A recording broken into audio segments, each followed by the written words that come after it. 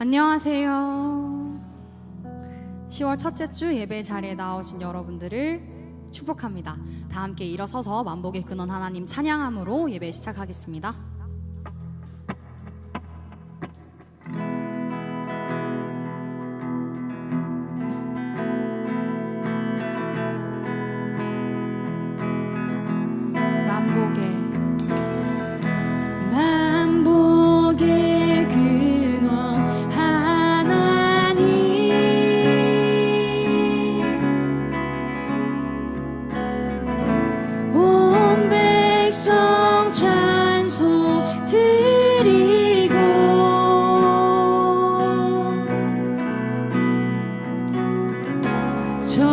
천사여 찬송하세.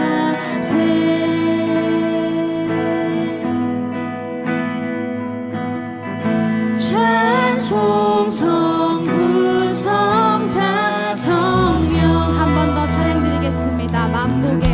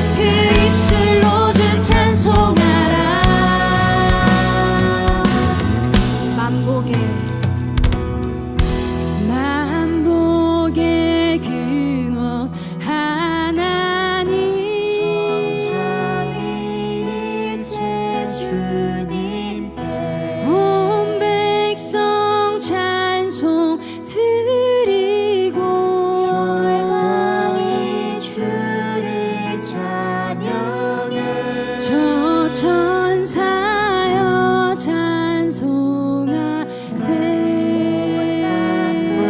목소리 높여 찬송 성부 성자 성령. 아멘. 이 시간 사도신경으로 다 함께 신앙 고백 올려드리겠습니다. 사랑하는 청년 여러분, 여러분은 하나님을 믿으십니까?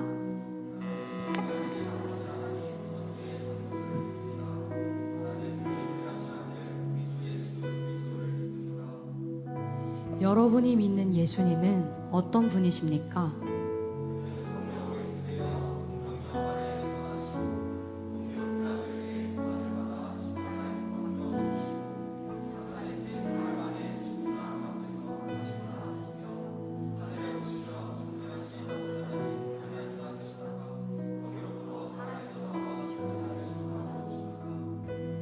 여러분은 지금 우리 안에서 일하시는 성령님을 믿으십니까?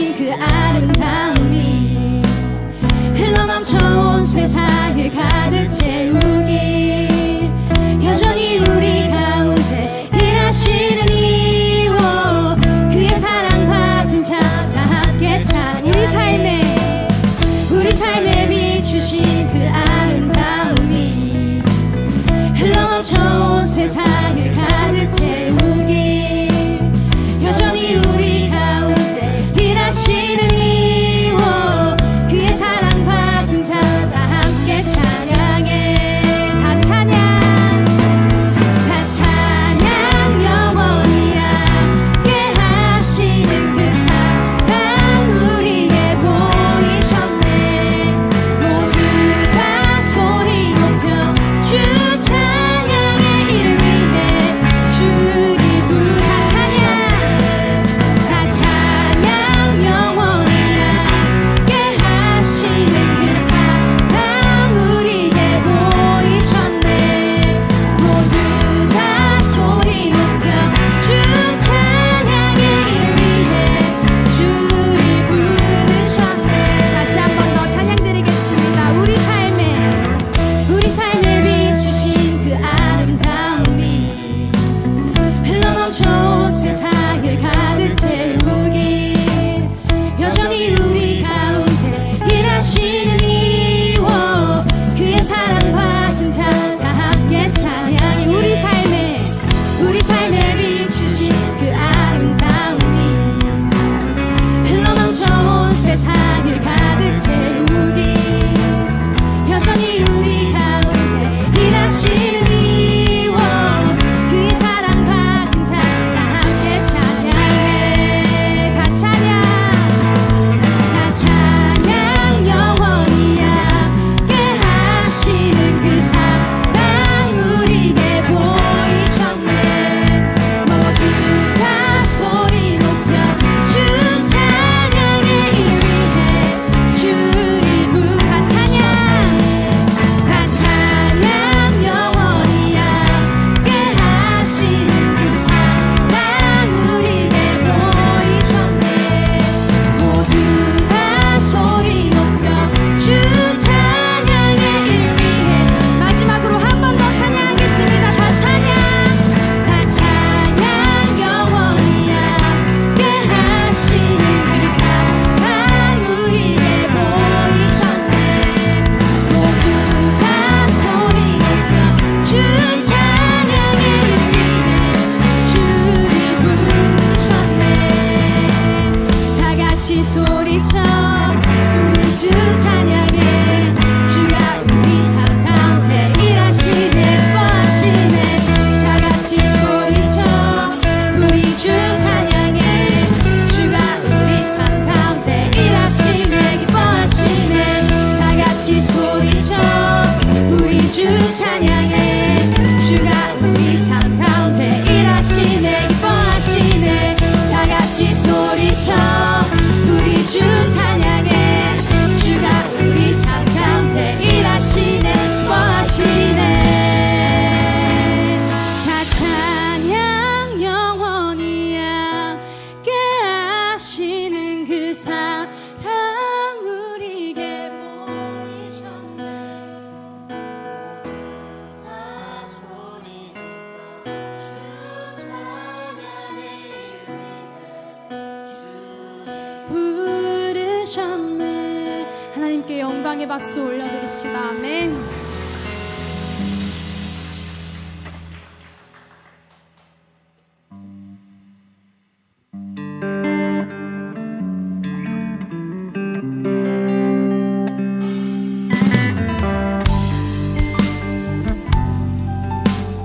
다 함께 찬양 드리겠습니다 세상 어떤 노래도 이런 감격은 없습니다 세상 어떤 노래도 이런 감동은 없습니다 세상 어떤 노래도 이런 사랑은 없습니다 사랑 하나로 모두에게 아버지가 되어 되어주셨으니 다시 한 번 더 찬양 드리겠습니다. 세상 어떤 노래도 이런 감격은 없습니다. 세상 어떤 노래도 이런 감동은 없습니다. 세상 어떤 노래도 이런 사랑은 없습니다. 사랑 하나로 모두에게 아버지가 되어주셨습니다. 세상 어떤 노래도 세상 어떤 기쁨도 아버지가 주신 것만 못합니다. 세상 어떤 사랑도 나를 위해 죽음도 아버지가 주신 것을 기억합니다.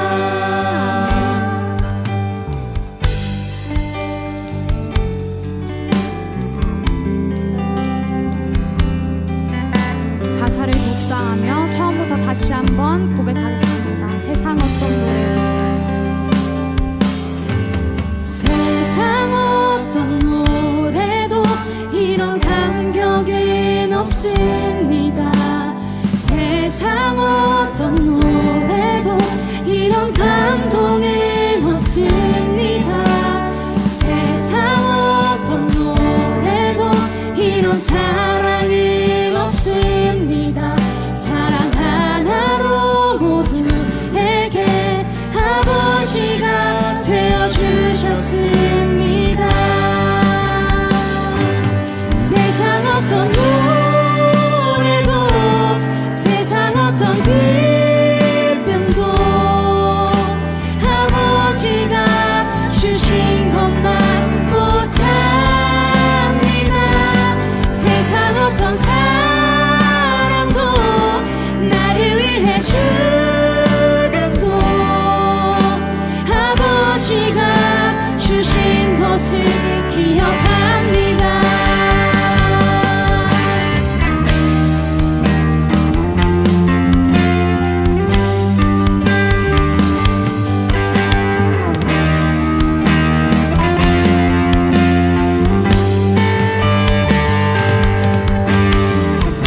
이 시간 목소리 높여 다시 한 번 더 고백하길 원합니다. 세상 어떤 노래도 세상 어떤 노래도 세상 어떤 기쁨도 아버지가 주신 것만 못합니다. 세상 어떤 사랑도 나를 위해 죽음도 아버지가 주신 것을 기억합니다. 세상 어떤 노래도 세상 어떤 노래도 세상 어떤 기쁨도 아버지가 주신 것만 못합니다. 세상 어떤 사랑도 나를 위해 죽음도 아버지가 주신 것을 기억합니다. 아버지가 주신 것을 기억합니다. 아버지가 주신 것을 기억합니다. 아버지가 주신 것을 기억합니다.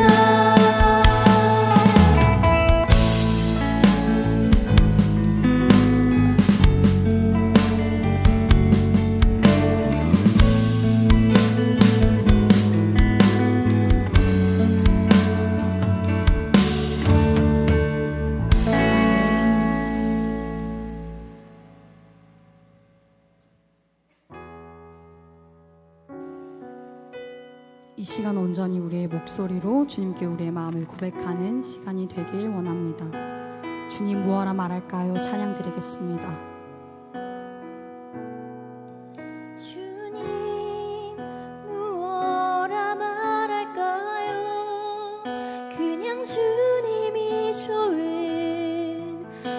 아주 작은 저예요.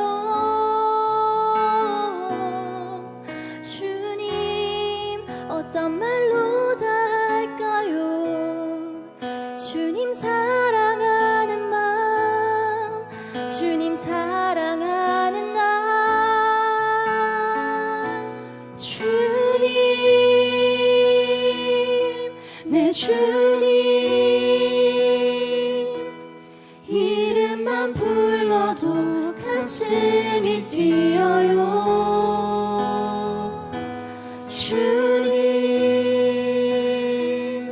내 주님,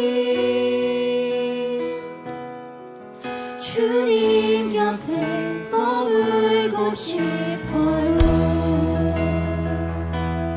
처음부터 다시 한 번 더 고백하겠습니다. 주님, 무엇라 말할까요? 그냥 주님이 좋은 아주 작은 저예요. 주님 어떤 말로 다 할까요? 주님 사랑하는 마음, 주님 사랑하는 나. 다시 한 번 더 찬양 드리겠습니다. 주님, 주님, 무엇라 말할까요? 그냥 주님이 좋은 아주 작은 저예요. 주님 어떤 말로 다 할까요? 주님 사랑하는 마음, 주님 사랑하는 나. 주님, 내 주님, 이름만 불러도 가슴이 뛰어요. 주님, 내 주님, 주님 곁에 머물고 싶어요. 주님, 주님, 내 주님, 이름만 불러도 가슴이 뛰어요. 주님, 내 주님, 주님 곁에 머물고 싶어요.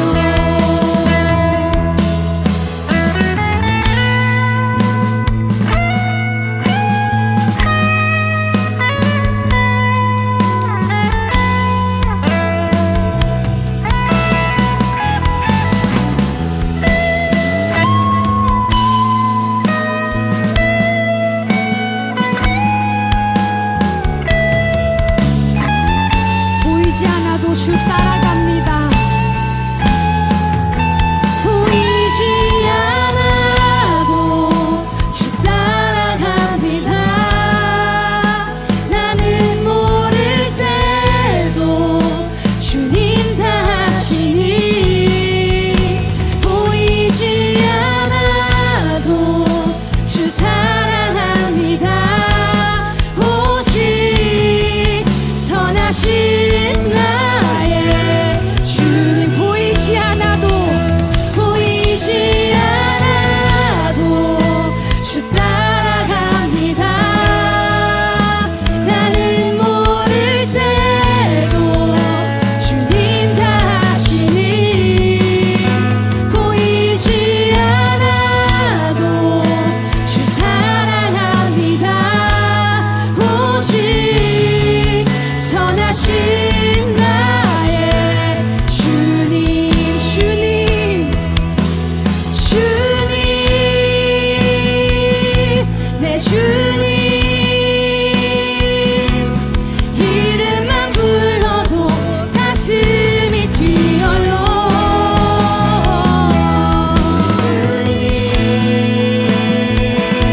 내 주님 곁에 머물. 우리의 목소리로만 처음부터 다시 한 번 더 고백하겠습니다. 주님,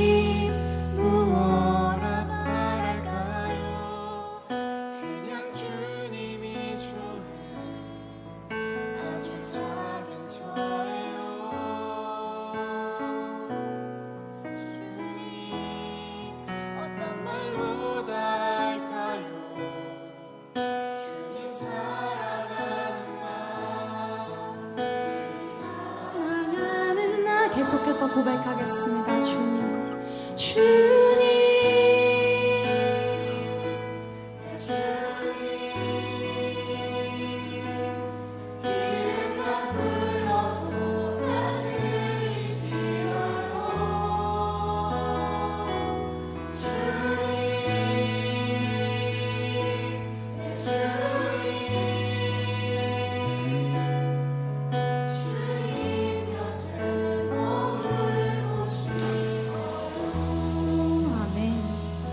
지금 이 시간 대표 기도자 나올 때까지 다 함께 기도드리길 원합니다.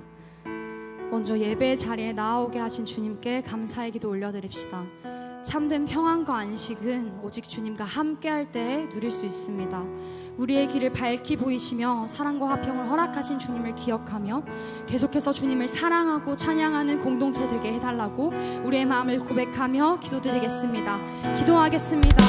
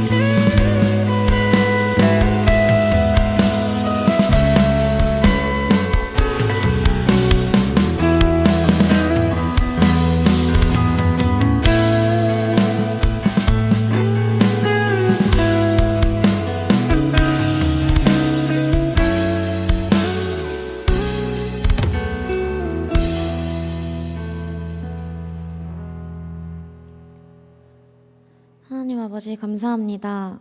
저희를 불러 함께 주님을 찬양하고 예배하고 기도하게 하심에 감사합니다. 한 주를 살면서 세상의 것들에 휩쓸려 주님을 잊기 살기도 내 세상의 중심이 주님이 아닌 때도 있었던 저희를 발견합니다. 내 삶의 중심이 주님이 되길, 내 선택의 이유가 주님이 되는 삶을 살기 원합니다.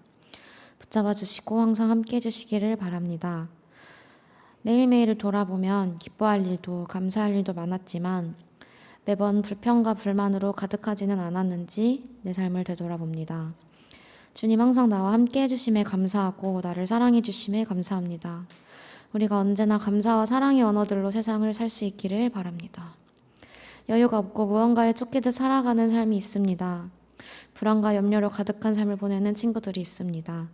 이들을 위로하여 주시고 힘이 들 때 주님을 붙잡고 세상을 살아갈 수 있도록 주님의 말씀이 계속 생각나게 도와주세요.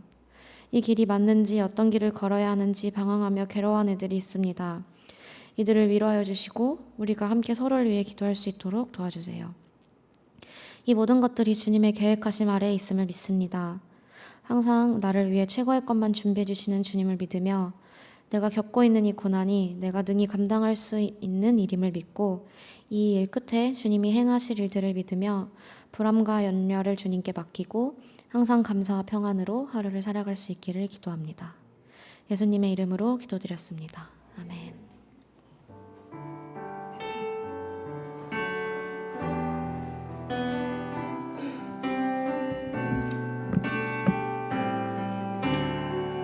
마음을 다해 찬양하겠습니다. 오늘 이 자리에 모인 우리 어린 양 예수 따라가는 무리 되게 하소서. 성령의 충만한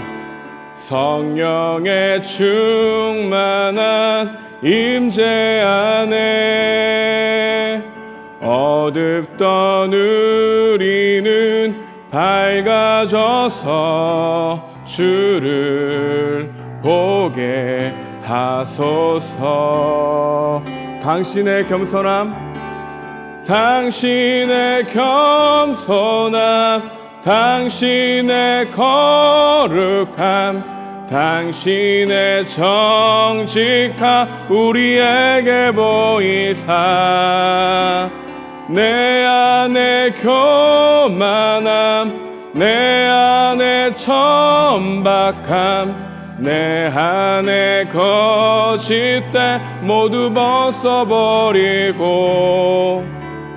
어린 양 예수 따라가는 무리 되게 하소서.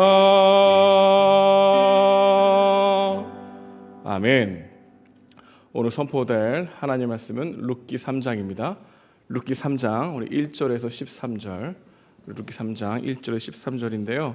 좀 길지만 우리 함께 한 절 한 절씩 교독하도록 하겠습니다. 하나님의 말씀 받들어 읽겠습니다. 잘 안 보이는데 잠시만요. 룻기 1장 아니고 룻기 3장입니다. 3장 1절에서 13절.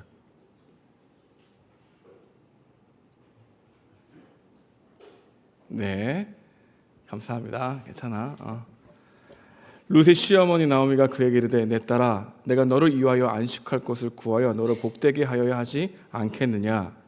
내가 함께하던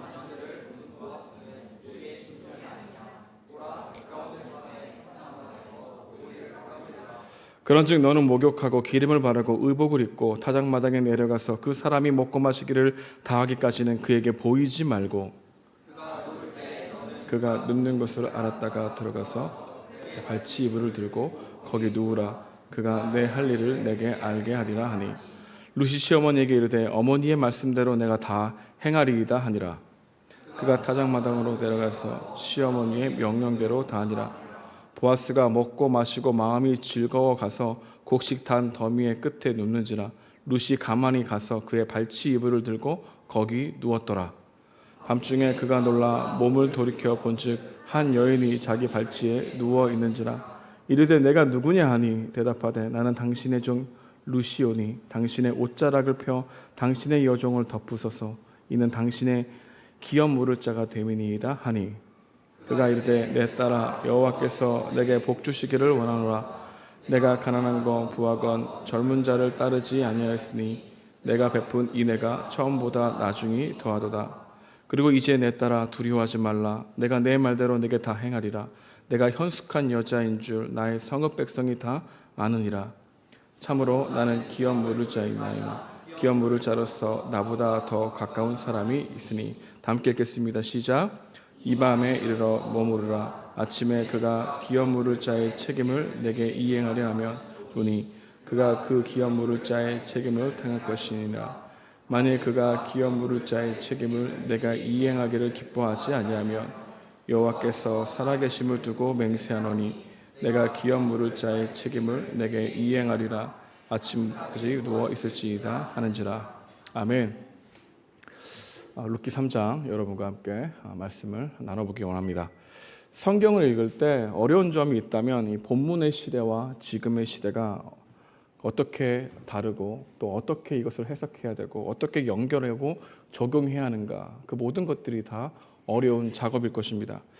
그 중에서 가장 어려운 부분이 있다면 본문의 시대와 이 지금의 시대의 문화적 차이를 어떻게 이해해야 하는가, 그리고 이해할 수 없을 때는 어떻게 받아들여야 하는가라고 하는 것들이 언제나 우리들에게 도전이 되는 것이죠. 본문이 말하고 있는 시대와 지금의 시대의 간극이 너무나 크다는 것입니다. 그래서 문화적 이해가 없이 성경을 읽기 시작하면 마음이 불편해지기도 합니다. 내가 경험하고 있는 세계관과 알고 있는 이 문화적 경험과 충돌이 일으키기 때문이 그렇죠. 언어, 기후, 문화, 시대, 그 모든 것들의 다름을 느끼게 된다는 것입니다. 그래서 이 간격을 줄여줄 수 있는 이 선의해가 없다면 성경에서 말하고 있는 메시지를 바르게 해석할 수 없는 그런 모습을 우리가 보게 되는 것이죠. 그래서 바른 해석을 위해서도 이 간격을 줄여야 한다는 것입니다. 그러나 이런 어려움 속에서도 이 시대를 넘어서 이 본문의 시대와 지금의 시대를 긴밀하게 연결해 줄 수 있는 두 가지 정도 우리가 연결되는 토대를 우리는 알 수 있습니다. 문화적 장벽을 넘어서게 하는 토대, 그 무엇일까요? 하나는 죄의 문제를 안고 살아가는 인간에 대한 얘기가 성경에 보편적으로 나와 있다는 것입니다. 성경의 시대를 살았던 사람들이나 오늘날 살아가는 사람들이 동일하게 모두 죄의 문제에 직면되어 있다는 것이죠. 그리고 또 다른 하나는 죄에 빠진 인간을 구원하시고 은혜를 베푸시는 하나님의 이야기가 문화를 넘어서 우리에게 계속해서 알아들을 수 있게 설명되고 있다는 것이죠. 타락 이후 영적으로 육적으로 죽어가고 있는 우리들 내버려 두시지 않는 이야기는 문화를 뛰어넘어서 우리가 이해할 수 있는 메시지라고 하는 것입니다. 그래서 이 두 가지 이유 때문에 본문과 우리 시대는 결코 분리될 수 없다는 것을 알게 되는 것이죠. 오늘 우리가 묵상하는 이 룻기도 이런 문화적 장벽이 있습니다. 하지만 동시에 이런 어려움에 넘어서서 우리에게 드는 두 가지 메시지가 있다는 것입니다. 어떤 이야기일까요? 인간은 어떤 존재인가? 나오미와 룻의 연약함을 통해서 우리는 어떤 죄를 발견할 수 있는가? 그리고 그 나오미와 그 룻에게 베푸시는 하나님의 호의를 통해서 하나님은 어떤 분이신가는 보편적으로 우리가 발견할 수 있는 메시지라는 것입니다. 그래서 저는 오늘 여러분과 함께 룻기 3장을 통해서 본문의 시대와 지금의 시대를 연결해 보려고 합니다. 그리고 그 속에서 발견되어지는 인간은 어떤 존재인지, 그리고 나오미와 룻을 통해 살펴보고 하나님은 어떤 분이시는지 룻기의 맥락 속에서 찾아보면서 오늘 우리에게 주시는 교훈을 함께 상고해 보고자 합니다. 먼저 우리는 본문의 시대와 지금의 시대를 연결해야 합니다. 우리는 지금의 시대를 이해하기 위해서 본문의 시대를 반드시 이해해야 한다고 말했죠.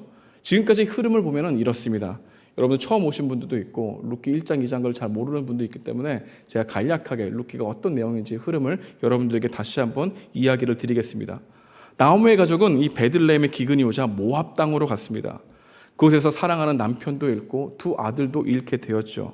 하루하루 절망 가운데 소망 없는 삶을 사다가 하나님이 베들레헴, 곧 그녀의 고향을 돌보신다는 소식을 듣고 다시 고향으로 돌아가려 했습니다. 그때 이 두 아들의 아내였던 이 오르바와 룻이 있었죠. 근데 오르바는 자신의 고향으로 돌아갑니다. 하지만 룻은 어머니를 쫓아 베들레헴으로 가기로 결정한 것이죠.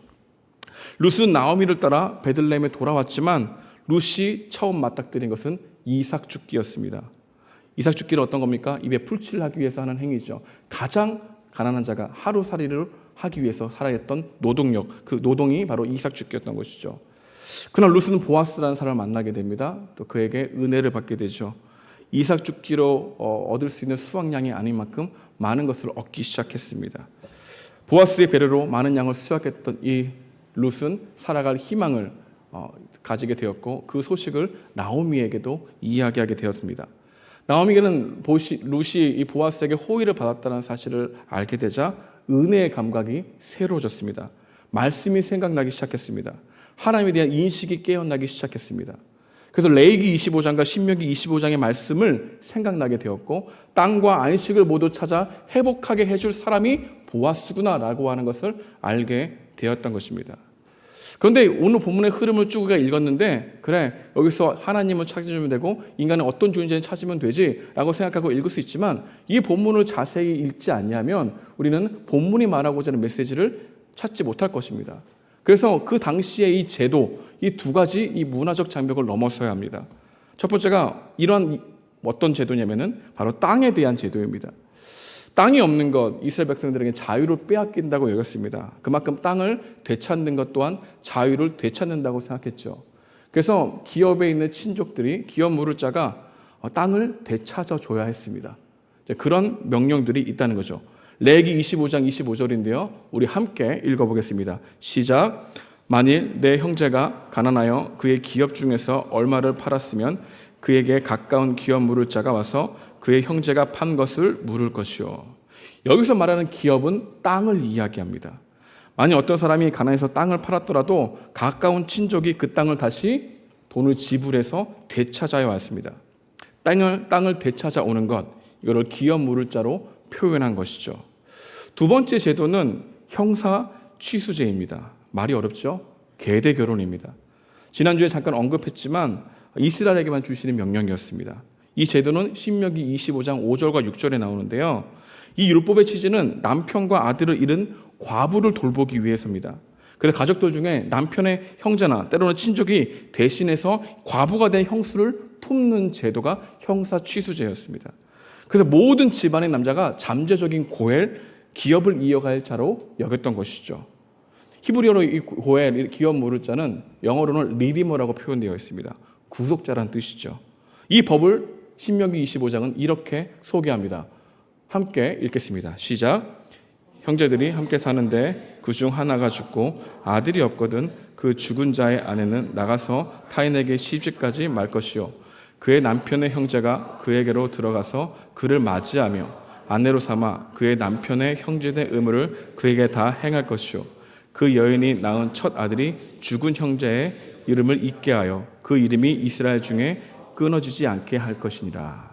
그 당시 과부가 된다는 것은 사회적으로 매우 취약한 존재가 된다는 것이죠. 매우 위험해집니다. 계승할 자녀가 없다면 더더욱 그렇다는 것입니다. 그래서 그 형제가 품는 것이죠. 근데 이 신명기의 법은 우리가 살아가는 지금에 있는 현실에서 적용되지 않습니다. 이런 제도를 통해서 우리는 율법의 정신을 배울 수 있는 것이죠.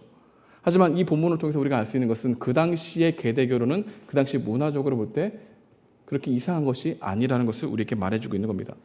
이 두 제도를 통해서 우리가 알 수 있는 것은 루에게 호의를 베풀 수 있는 사람이 보아스였다는 것. 보아스가 구속자, 리디머가 될 수 있다는 것을 우리에게 말해주고 있는 것이죠.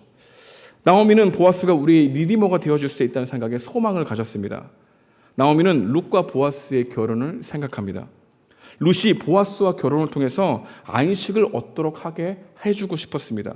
그리고 동시에 보아스를 통해 땅을 되찾아 대를 이어가는 일을 하고 싶었던 것입니다. 그러나 룻은 모압 여인이었죠. 사회적으로 부정적인 이미지를 가진 여인이었습니다. 나오미는 마음에 이런 문제가 걸리기 시작했습니다. 그 당시 그 사람 모압에 대한 평가가 좋지 않았기 때문이죠.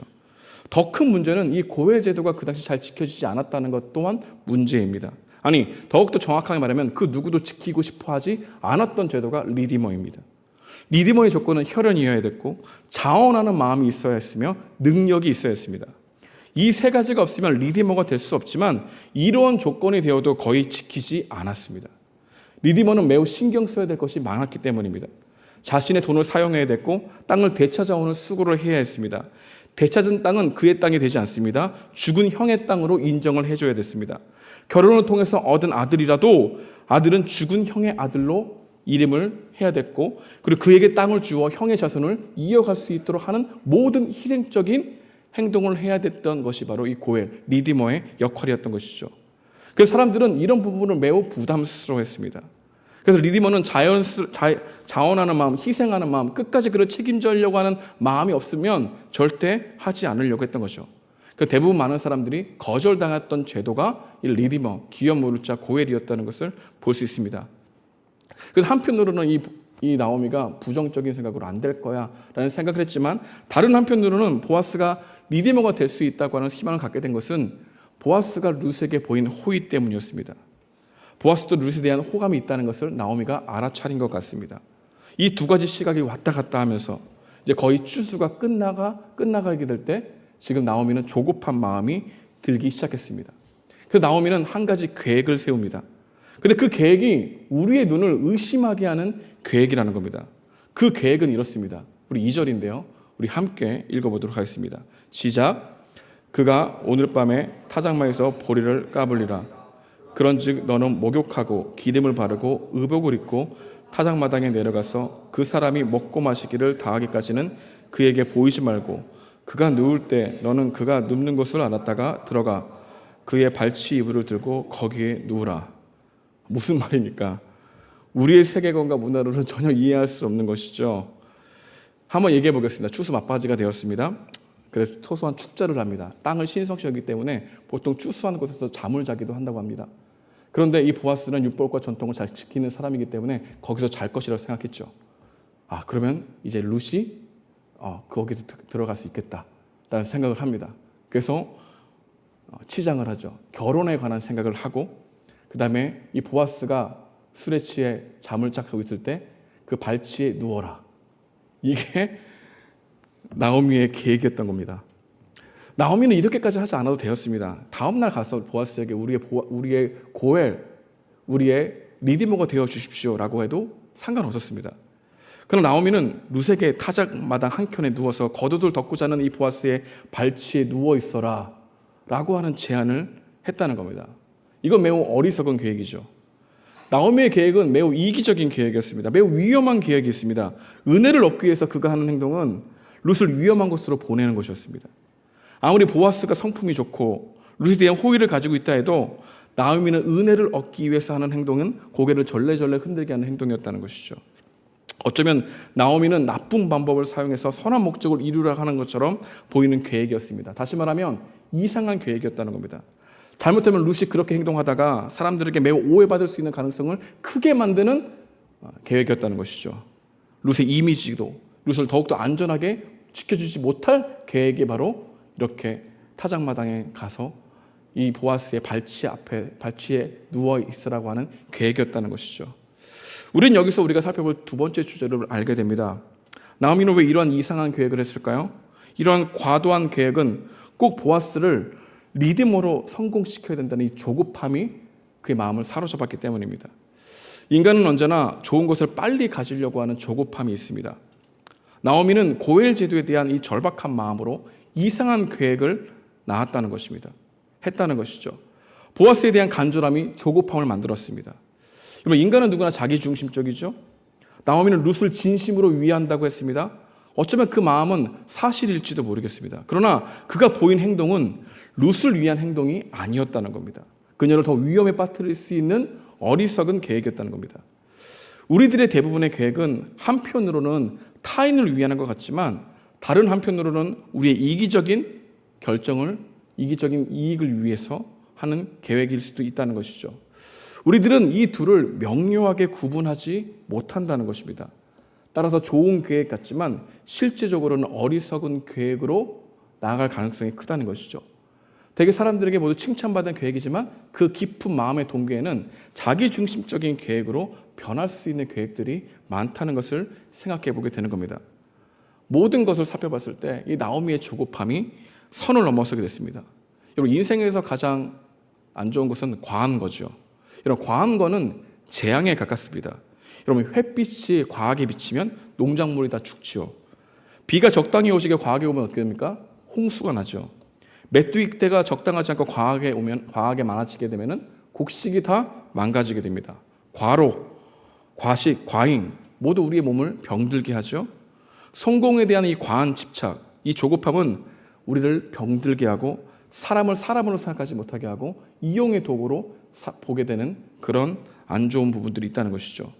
직장 생활을 하는 사람들은 더 조급해집니다. 과정보다 결과에 따라 평가받는 사회이기 때문입니다.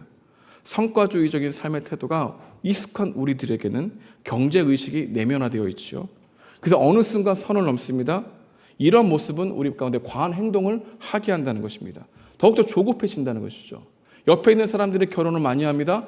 나는 남자친구도 없는데라고 하는 생각들이 우리의 마음을 더욱더 조급하게 만든다는 것입니다. 여러분, 우리의 신앙생활은 안 그럴까요? 우리 신앙생활도 그렇습니다. 여러분, 신앙생활도 조급합니다. 기도하면 즉시 곧바로 응답을 요구하죠. 근데 문제는 언제나 시간입니다. 나의 시간이 이루어지지 아니하면 조급해합니다. 답답해합니다. 그러나 하나님은 우리가 원하는 시간에 우리의 방법대로 일하시지 않지요. 하나님의 속도에 적응하지 못하기 때문에 우리의 마음은 늘 조급한 것입니다.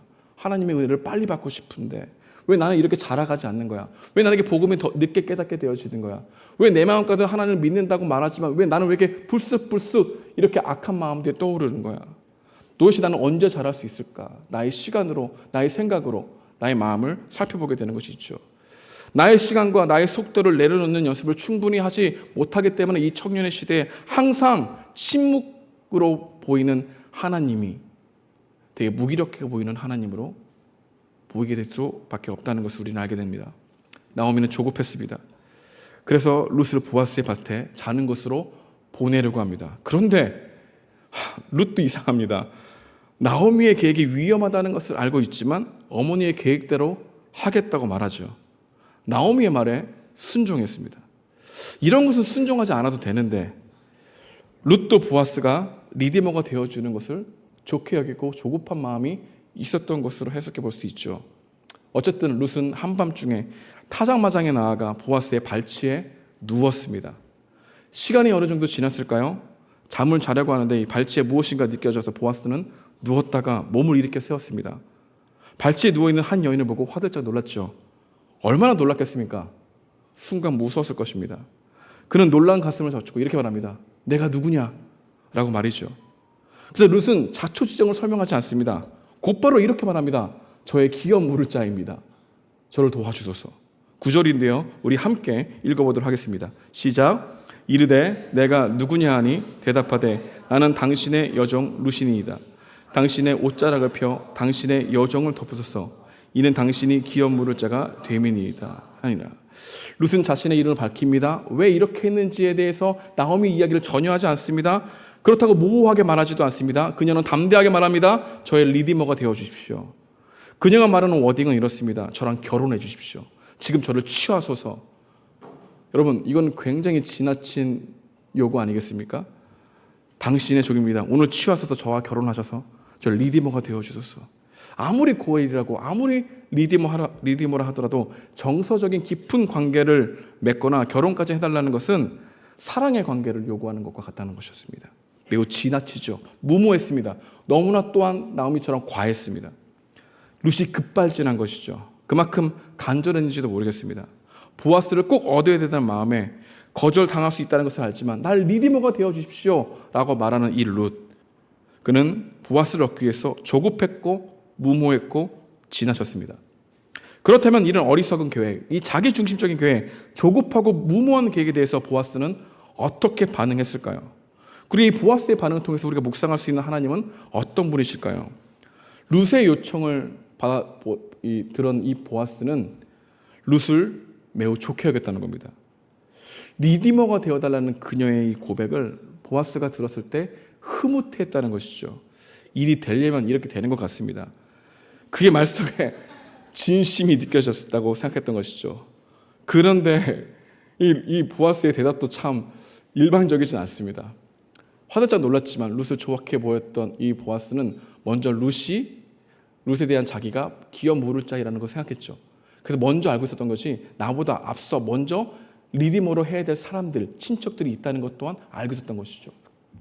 그리고 만약 그 친척들이 거부한다면 자기가 여호와의 이름을 들어서 내가 꼭 너의 리디머가 되겠다, 구속자가 되겠다, 기업 물을 자가 되겠다라고 이야기를 하는 따뜻한 사람의 모습을 우리에게 보여주고 있죠. 보아스의 마음과 성품이 참 인자합니다. 그러나 우리는 여기서 보아스를 칭찬해서는 안 됩니다. 보아스의 대상, 나도 이런 남자 만나면 좋겠다라고 생각해서는 안 됩니다. 몰입해서는 안 된다는 겁니다. 여기에 보아스의 방점이 찍힌 게 아니라 보아스의 대답을 통해서 우리는 하나님이 어떠한 분이신가를 성경은 우리에게 드러내보고 싶어 한다는 것이죠. 룻기는 보아스라는 인물에 대한 위대함을 말하는 것이 아니라 보아스의 모습을 통해서 하나님이 어떠한 모습이 있는지 그 속성을 발견해보라고 얘기하고 있는 거죠. 그게 은혜의 시선으로 바라보는 이 보아스를 통해서 하나님이 어떤 분이신지를 우리에게 알려주고 싶은 것이 룻기가 말하고자 하는 성경에 대한 우리에게 주는 레슨이라는 것입니다. 이것이 바로 우리가 세 번째로 살펴볼 주제이죠. 그렇다면 나오미와 룻의 계획을 받아들인 이 보아스를 통해서 우리가 알 수 있는 하나님은 어떤 분이실까요? 첫 번째로 우리의 어리석은 계획에도 불구하고 하나님은 합력하여 선을 이루시는 하나님이라는 것을 우리는 본문을 통해서 배우게 되는 겁니다. 우리는 인생 앞에서 완전한 계획을 세우려고 노력하지만 그 계획은 완전하지 않습니다. 더 나아가 우리의 계획이 성공했을지라도 뒤돌아보게 되면 우리의 계획은 어설프게 짝이 없습니다. 아무리 물 셀 틈 없이 계획을 세웠어도 그 계획이 꼭 옳은 계획이 아니라고 합니다. 자기 중심적인 계획이고 때로는 선한 계획을 둔갑한 자기 합리화의 계획이고 사람들을 힘들게 만드는 계획일 수 있다는 거죠. 그러나 이런 자기 중심적이고 연약한 계획, 어리석은 계획에도 불구하고 하나님은 이런 것들을 이용해서 은혜를 베푸실 수 있는 하나님이라는 것을 룻기를 통해서 우리에게 말해주고 있는 것입니다. 창세기를 보게 되면 요셉과 그의 형들의 이야기가 나오죠. 요셉의 형들이 요셉을 죽이려고 했습니다. 근데 유다가 반대했어요. 그리고 다른 계획을 세웁니다. 그 계획은 애굽의 요셉을 팔아먹자고 하는 계획이었습니다. 여러분, 이 계획은 어리석은 계획일까요? 악한 계획일까요? 악한 계획이죠. 그런데 하나님은 그것을 선으로 바꾸시어 요셉을 애굽의 총리로 세워 이스라엘 백성들을 보호하는 일에 하나님께서 사용하시는 도구로 보게 되었다는 것입니다. 나중에 요셉이 형들을 만나 이렇게 고백하는데요. 우리 창세기 50장 19절 이해합니다. 우리 함께 읽어볼게요. 시작. 요셉이 그들에게 이르되 두려워하지 마소서. 내가 하나님을 대신하리이까.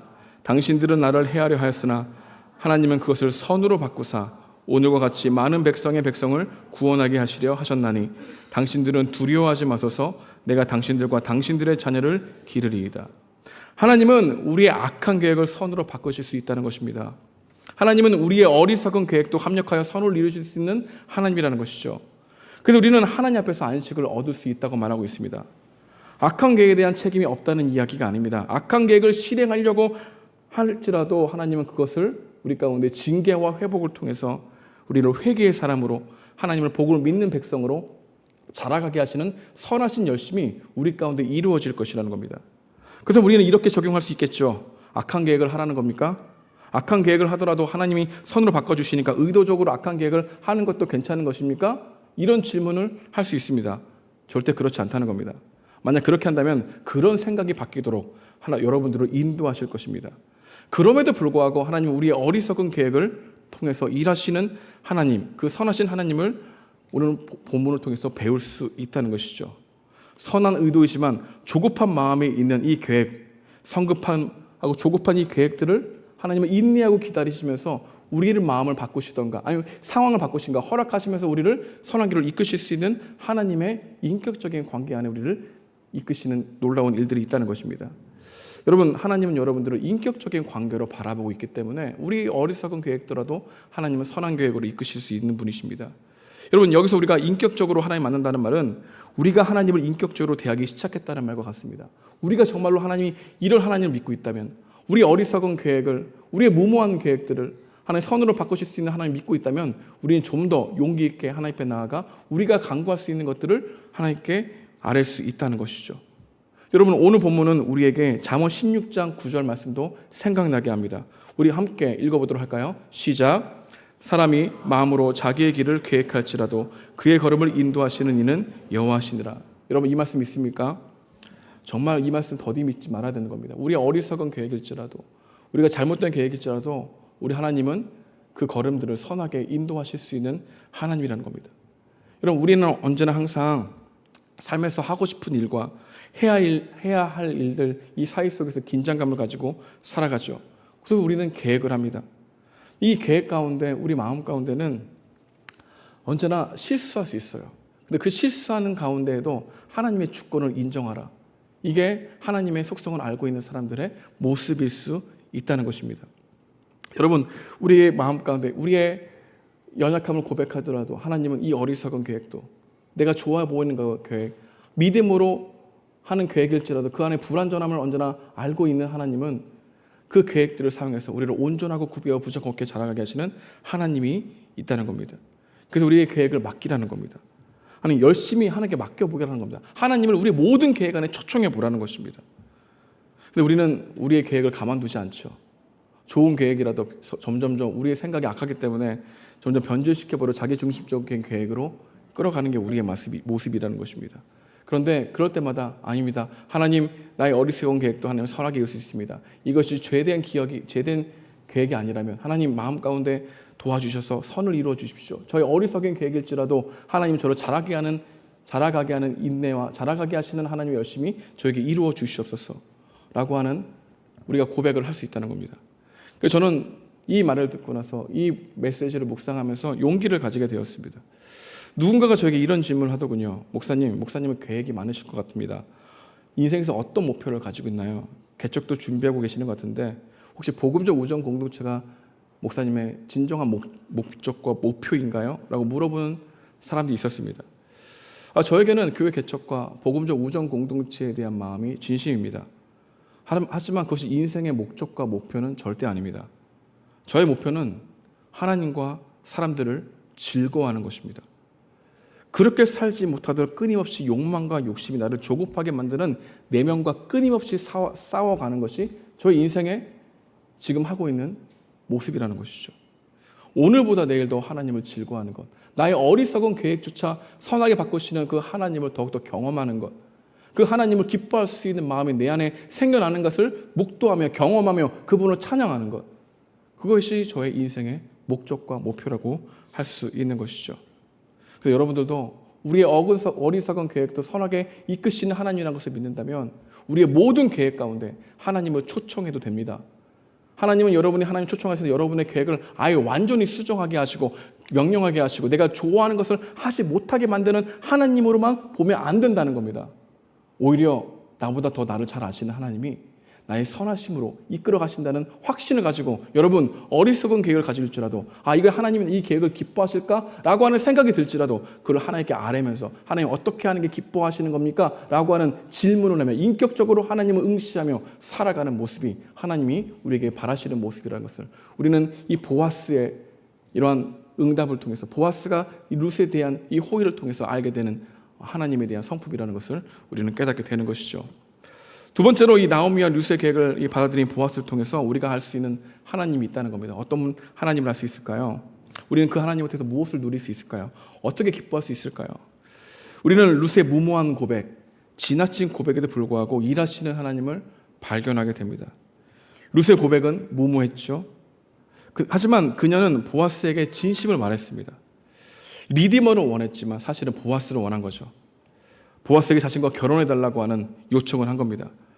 보아스는 이런 요구를 하는 룻을 따뜻한 눈으로 바라보았습니다. 여기서 우리는 보아스를 통해서 하나님 마음을 알 수 있는 게 한 가지 있습니다. 하나님 우리를 어떻게 바라보시는지 좀 더 이해할 수 있는 것이 나오게 되는 거죠. 우리도 하나님께 담대하게 무모하게라도 우리의 기도 제목들을 아뢰 수 있다는 겁니다. 우리가 하나님 앞에 관계에 호소할 수 있다는 것을 배우게 되는 겁니다.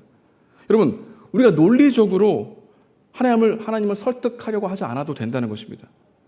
하나님은 우리를 논리로 바라보지 않으신다는 거죠.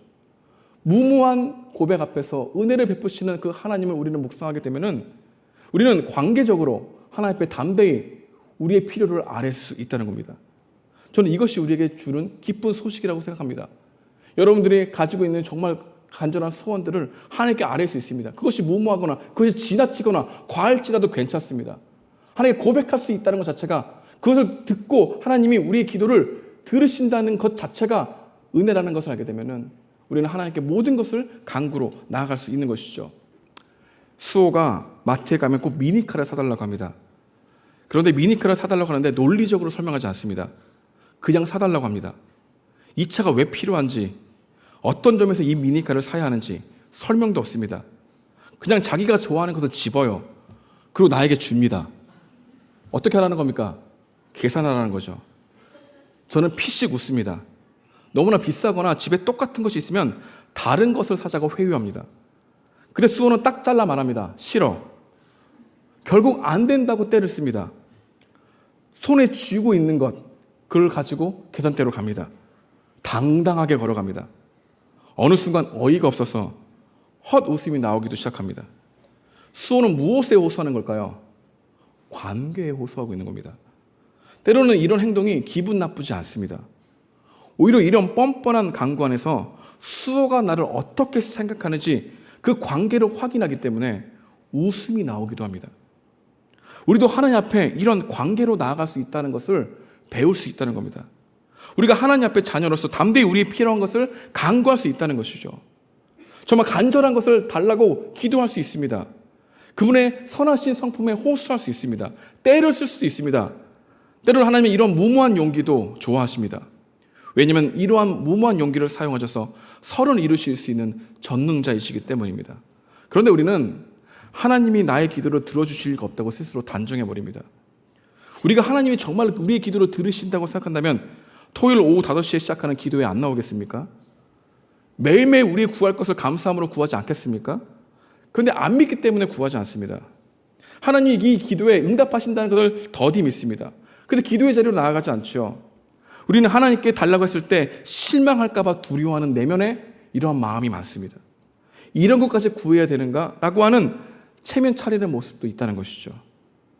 우리의 욕심을 성찰할 때 그렇게 해도 됩니다. 그러나 여러분 무모한 고백이라도 하나님 앞에 아뢰고 그분의 마음을 알려고 하고 그분이 이 기록까지도 이 관계 안에 호소하는 우리를 기쁘게 받으신다는 사실을 기도할 때만 더 깊게 느낄 수 있다는 것이죠. 우리의 무모한 간구를 들으시고 선하게 인도하신 하나님을 더디 믿지 마십시오. 은혜를 달라고 때를 써보십시오. 하나님은 너무나 기뻐하실 것입니다. 말씀을 적용하기 원합니다. 오늘 우리에게 주시는 메시지가 있다면 하나님은 무모한 용기를 가지고 간구하는 우리의 기도를 기뻐하신다는 겁니다. 왜 저는 이렇게 확신에 차서 하나님이 이런 기도를 기뻐하신다고 선포할까요? 오늘 본문이 그 이유를 말해주죠. 룻은 아무리 봐도 지나친 부탁, 자신의 전 존재가 되어 주십시오. 얼마나 부담스럽습니까? 그러나 이러한 부탁을 받았을 때 부담스럽지 않고 기쁨이 되는 딱 한 경우가 있습니다. 어떤 경우일까요? 내가 그 요구를 하는 사람을 사랑할 때입니다. 수호의 과도한 이 부탁일지라도 그 부탁이 부담스럽지 않은 이유는 그 요구를 하고 있는 수호를 사랑하기 때문이죠. 왜 보아스는 이런 과도한 요구에 부담스러워하지 않았을까요? 그 요구를 하는 룻을 사랑하기 때문입니다. 하나님이 이 마음을 가지고 우리를 바라보신다는 것입니다. 그에게 이르되 내 딸아 여호와께서 내게 복 주시기를 원하노라. 이게 하나님 아버지의 마음이라는 겁니다. 룻이 젊은 남자를 따르지 않고 나오미에게 은혜를 베풀려고 자신을 택했다는 것을 더욱더 알았을 때는 자신이 이런 여인을 아내로 삼아도 되나? 라고 하는 마음을 느끼는 이 보아스의 마음. 여러분, 이 마음을 단순히 남자로 생각하지 말고 하나님의 모형으로 생각하게 된다면 하나님은 우리의 무모한 고백, 또한 우리의 용기, 또 우리의 지나친 부탁, 나의 전 존재가 되어 주십시오라고 하는 이 부탁을 부담스럽게 생각하지 않으시는 이유는 그렇게 요구하는 우리를 정말로 사랑하기 때문입니다. 이 말씀을 더디 믿지 말라는 것이죠. 우리의 무모한 기도에 화내지 않으십니다. 하나님은 우리를 위해서 하는 행동을 희생으로 생각하지 않습니다. 사랑으로 생각하시는 하나님이라는 겁니다. 성경은 우리에게 두 가지를 말하죠. 죄에 대해서는 징계, 죄에 대해서는 긍휼. 그런데 이 두 가지 모두는 하나님 모두 사랑 안에서 나오는 겁니다. 하나님의 사랑을 우리가 성경에서 발견하지 못하면 우리의 모든 행동은 종교적으로 변질되어 버립니다. 아니, 하나님이 인격적인 관계로 나아가기 별로 좋아하지 않아요. 저는 여러분들이 그냥 이 말씀을 한 귀로 듣고 한 귀로 흘려버리는 게 아니라 나는 하나님의 사랑을 관념적으로 알고 있구나. 그래서 하나님은 다양한 이야기와 다양한 그림 언어를 통해서 우리에게 하나님은 너를 이렇게 사랑하신다라고 하는 이 메시지를 받을 수 있는 영적인 눈이 열리길 주님의 이름으로 축복드립니다. 오늘 말씀을 통해서 은혜의 감각이 새로워지기 원합니다. 나의 어리석은 계획에도 불구하고 나의 무모한 계획에도 불구하고 이 요구를 하고 있는 나를 사랑하시는 하나님의 마음을 말씀을 통해서 느껴지게 돼요. 우리가 기도하는 그 자체가 바로 관계에 호소하게 되는 이러한 기쁨에 누리는 잔치가 될 수 있도록 여러분 담대하게 주님 앞에 나아가십시오. 여러분이 주님 앞에 나아가서 기도할 때 그 기도는 단 한 번도 땅에 떨어진 기도가 없습니다. 만약에 그게 우리의 욕심이었다면 하나님 그 욕심을 하나님께서는 보시고 기도에 침묵하시면서 우리의 동기를 살피게 하실 겁니다. 그래서 때로는 하나님 우리가 마음 가운데 품고서 구하지 않았던 뜻밖의 기도 제목들을 이루어주시는 것을 통해서 하나님의 선하심을 여러분 느끼게 하실 겁니다. 또한 하나님이 기뻐하시는 뜻이야 라고 생각을 품고 기도했는데 그것이 더디 이루어지고 있다면 하나님은 인내와 기다림을 통해서 온전하고 부족함 없게 여러분을 자라가게 하시는 하나님의 뜻이 기도를 통해서 이루어질 것입니다. 그래서 우리의 모든 기도는 응답되는 것입니다. 주님 앞으로 나오십시오. 예수님 앞에 나오십시오. 그분의 사랑 앞으로 나오십시오. 여러분이 기도하고 간구하고 구할 것을 담대하십시오. 은혜를 달라고 때를 쓰십시오. 그 때를 쓰는 우리를 웃으시며 바라보시는 하나님의 은혜가 여러분에게 주어지는 축복이 있길 주님의 이름으로 축복드립니다. 함께 기도하시겠습니다.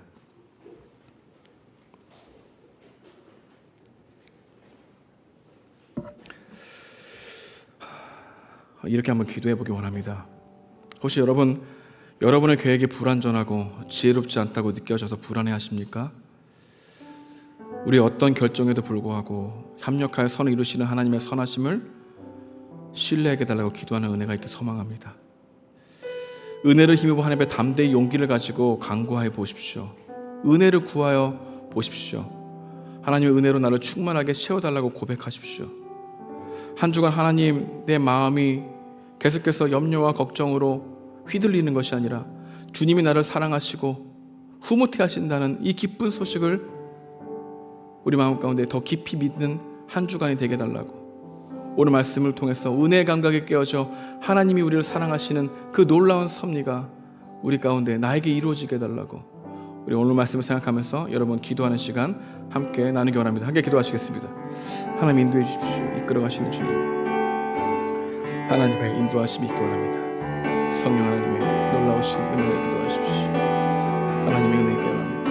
하나님의 인도하심이 더욱더 충만하게 도와주셔서 우리만큼 맡기게 도와주십시오.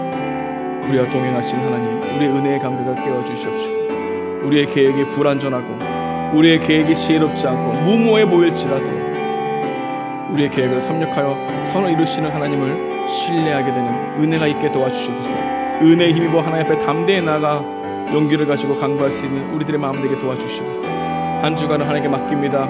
우리의 동행하신다는 사실 가운데 은혜의 감각에 깨워주시옵시고, 하나님 관계에 호소할 수 있는 그 은혜 가운데 호소할 수 있는 그 은혜를 주원하여 주시니 감사합니다. 우리의 기도를 기뻐 받으시고 우리의 기도를 응답하시는 주님 바라보게 나아갑니다. 이끌어가여 주시옵소서. 함께 찬양하겠습니다. 우리 주는 위대하며 능력이 많으시도다. 그의 지혜에 무궁하며 인자는 영원하도다. 상한 자를 고치시며 상처를 싸매시도다. 별들의 수를 세시며 이름을 붙이셨도다. 그가 구름으로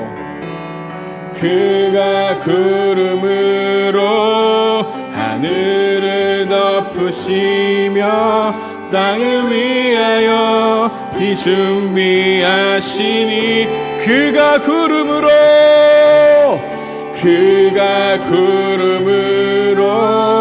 하늘을 덮으시며 땅을 위하여 비 준비하시니 예루살렘아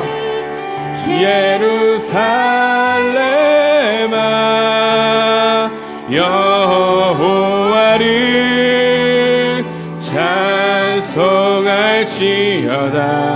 내 하나님을 감사함으로 그 앞에 나가며. 우리 함께 자리에 일어나시겠습니다. 상한 자를 고치시며 상한 자를 고치시며 상처를 싸매시도다. 별들의 수를 세시며 이름을 붙으셨도다. 그가 구름으로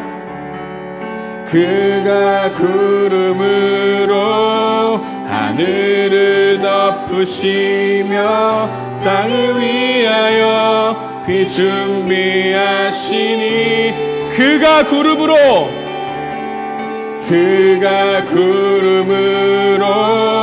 하늘을 덮으시며 땅을 위하여 비 준비하시니 예루살렘아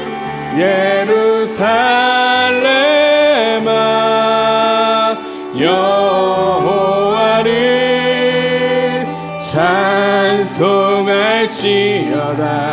내 하나님을 감사함으로 그 앞에 나가며 주 임재 앞에 경배. 예루살렘아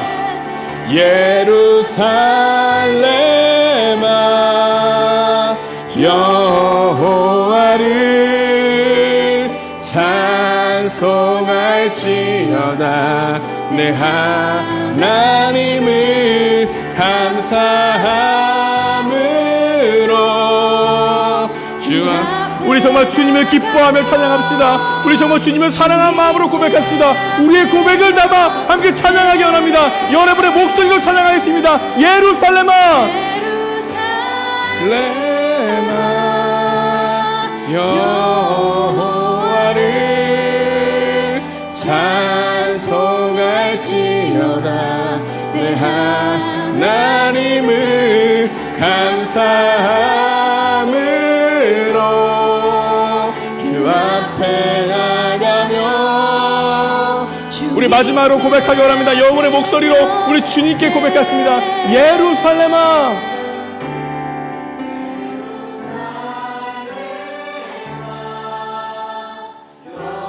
우리의 기도를 들으시는 주님 감사합니다. 하나님, 주님을 찬양하며 나갑니다. 우리들의 심령이 여기서 주님 앞에 뛰어나신 주가 인도하시어 주시길 원합니다. 아멘, 아멘. 하나님, 우리의 어리석은 계획하지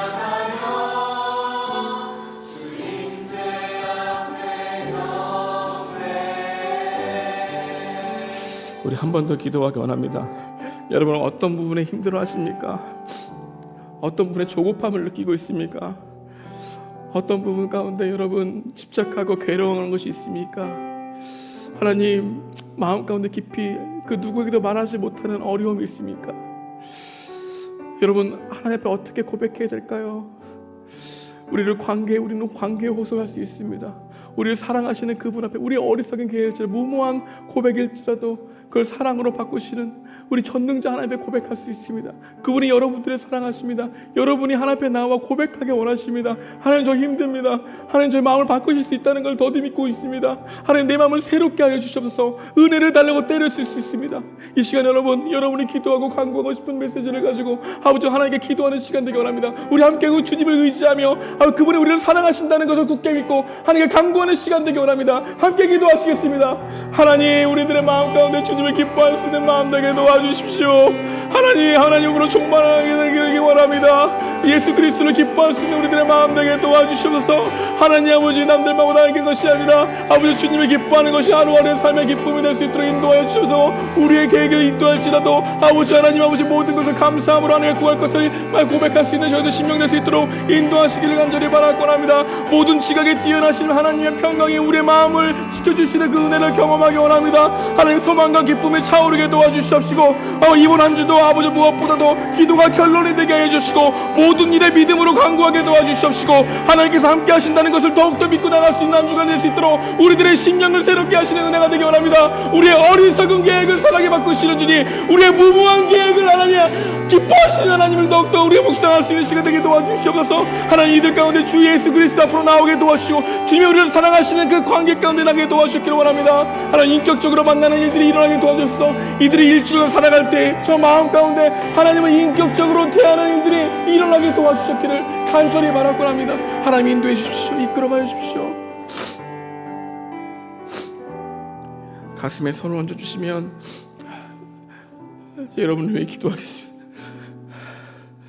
주님, 우리 연약합니다. 매번 우리의 계획이 물쓸데 없이 완벽하다고 생각하지만 그런 계획을 짜고 미래를 위해서 걸어가고 있지만 언제나 우리의 계획은 불완전하고 어리석은 계획이고 자기중심적인 계획으로 변질될 때가 너무나 많다는 걸 알게 됩니다. 그 계획이 되지 않았을 때 내 인생이 통제할 수 없다는 그 무력감에 좌절하고 절망하고 하나님을 원망할 때도 많다는 것을 알게 됩니다. 하나님, 우리의 무모한 계획이라도 이런 우리들의 절망 가운데 하나님을 원망하는 마음이라도 하나님 앞에 나와 쏟아부을 때 하나님, 우리들의 마음을 어루만져 주시고 위로하시는 그 하나님의 열심이 한번 우리 가운데 이루어진다는 것을 다시 한번 말씀을 통해서 듣게 하심에 감사합니다. 하나님, 이들이 한 주간 살아갈 때 하나님, 어제보다 오늘 더 주님을 의지하고 주님을 기뻐하게 되어지는 인생길로 인도해 주셨기를 원합니다. 하나님, 주님이면 충분하다고 고백할 수 있는 그런 고백들이 아침에 일어날 때 터져 나오게 도와주십시고 길거리를 돌아다닐 때 사람들을 향해서 아버지 축복의 메시지가 나오게 도와주십시고 하나님께서 이 세상을 통치하시고 다스리실 거야. 하나님, 세상 사람들 보기에는 무모하다고 생각하고 하나님 추상적으로 생각하고 정말 하나님이 정말 이 세상을 변화시킬 거야 라고 하는 의심의 눈초리를 바라볼지라도 우리의 그 무모한 고백이 전능한 하나님이 얼마나 기뻐하시는지를 알게 하시고 하나님이 일하시는 일에 동력이 된다는 것을 더욱더 우리가 누리고 기뻐하고 깨달을 수 있도록 인도해 주셨기를 원합니다. 하나님, 기도가 결론이 되기 원합니다.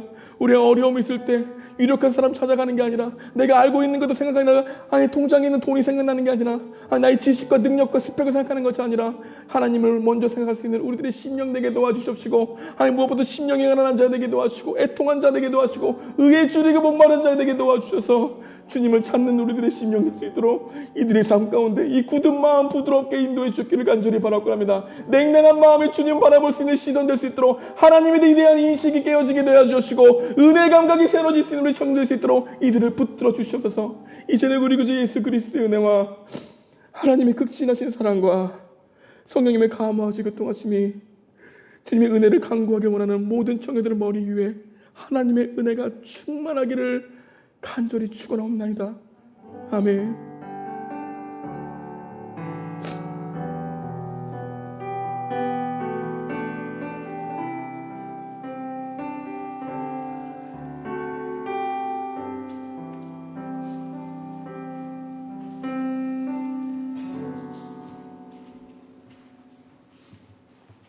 안녕하세요. 오늘 주일 광고 전에 오늘 10월 첫째 주인데요. 생일 축하가 있습니다. 앞에 명단 띄워주시면 되시고요. 네, 적혀있는 분들은 앞으로 나와주시면 되겠습니다.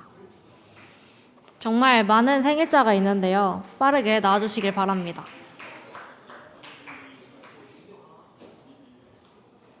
아무도 안 계세요? 빠르게 나와주세요. 그래야 저희 가족 모임 하러 가니까요. 전 나와 있잖아요.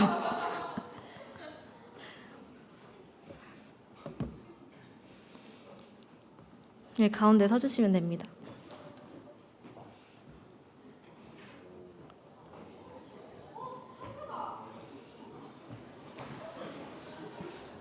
네, 그러면 저희 다 같이 생일 축하하도록 할게요.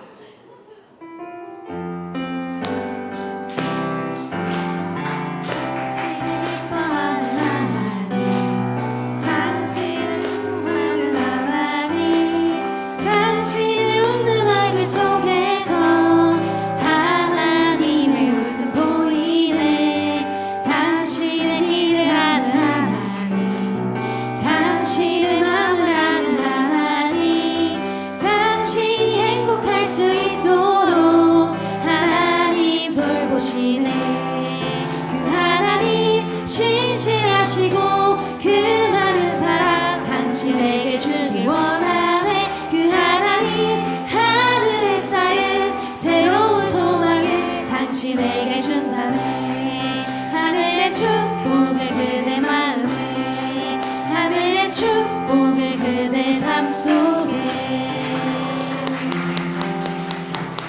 네, 10월 생일자 여러분 축하드리고요. 들어가셔도 되겠습니다. 네, 이어서 주일 광고 시작할게요. 저희 주일 광고 전에 지난번에 체육대회를 진행을 했는데요. 체육대회 우승팀이 어디였죠? 네, 흰색팀이었어요. 흰색팀은 이제 체육대회 준비팀에서 상품을 준비했다고 합니다. 그래서 가족장이신 분들, 문형민, 양신이, 김현서 가족장 분들은 그 40기 이정훈에게 가셔서 상품을 받아가시면 되겠습니다. 주일 광고 시작할게요. 넘겨주세요. 예배 자리에 나오신 모든 분들을 환영합니다. 새로 오신 분들은 41기 최주원을 찾아주시면 되겠습니다. 저 2층에 방송실 안에 계셔서요. 뒤쪽에 계시면 아마 찾아가실 것 같습니다. 토요기도회가 진행되고 있습니다. 10월 12일 토요일 5시부터 교육관 지하 1층에서 진행되니까요. 많은 참석 부탁드리겠습니다. 네, 영수증은 43기 신나연에게 제출 부탁드리고요. 혹시나 밀려서 밀릴 경우에는 나중에 받으실 수도 있으니까요. 빠르게 제출해 주시면 감사하겠습니다. 네, 저희 교회 자체 내에서 모바일 헌금 시행을 하고 있습니다. 네, 여러분 집중해 주세요. 이 부분은 교회 전체 내에서 시행하는 부분이라서 다 같이 집중해서 들어주셨으면 좋겠는데요. 해당 앞에 QR코드를 카메라를 대고 접속을 하면 모바일 헌금 사이트가 열려요. 거기서 회원가입을 하신 후에 모바일로 편하게 하실 수 있으시고요. 자세한 내용은 제가 전에 전달드렸던 주중 광고 PDF를 참고해 주시면 누구나 쉽게 가능하시니까요. 많은 참여 부탁드리겠습니다. 네, 저희 10월 12일 4시부터 새생명 네, 맞죠. 10월 10일 4시부터 새생명 축제가 진행됩니다. 교회 내에서 진행되는 행사니까요. 기도와 많은 참여 부탁드리겠습니다. 10월 11월은 가족 아우팅 기간입니다. 가족별로 모임을 하신 후에 영수증 꼭 제출해 주시고요. 지원금은 1인당 8,000원이고 11월 17일과 17일은 총회로 인해서 가족 모임 아우팅이 힘들 것 같습니다. 그리고 11월 24일은 기모임이 진행될 예정이어서 해당 두 날짜는 피해 주시고 가족 아우팅 잡아서 진행해 주시면 되겠습니다.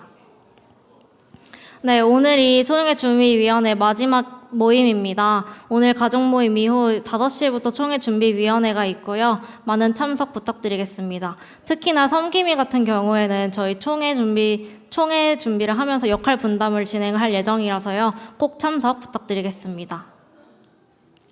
네, 가족 모임 장소고요. 오늘 재직회와 외심위원회로 인해서 고등부실 사용이 어렵습니다. 그래서 본당과 본당 1층과 2층으로 나누었고요. 본당을 사용하신 분들이나 가족장 분들께 말씀을 드리고 싶은 것은 간혹 가다가 카페에서 모임을 하시는 경우가 있어요.